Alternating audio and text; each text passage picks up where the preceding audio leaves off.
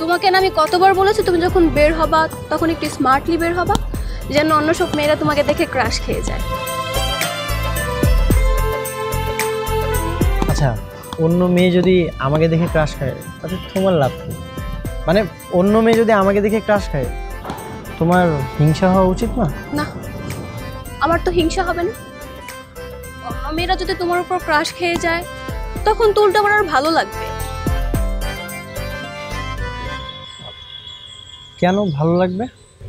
যাক বাবা, আমার বয়ফ্রেন্ডের উপর অন্য মেয়ে ক্রাশ খেয়েছে, আমার বয়ফ্রেন্ডের জন্য অন্য মেয়ে পাগল হয়ে যাবে, তখন আমার ভালো লাগবে না? তখন তো আমি নিজেকে বুঝ দিতে পারবো যে আমি আর যাই হোক ভুল কাউকে পছন্দ করিনি। আচ্ছা রাখো তো তোমার এইসব লজিক, আর আমি অন্য কোনো মেয়ের দিকে তাকাই না, বুঝছো? আচ্ছা, তুমি আমার একটা কথা রাখতে পারবে? বলো। তুমি না একটা মেয়ে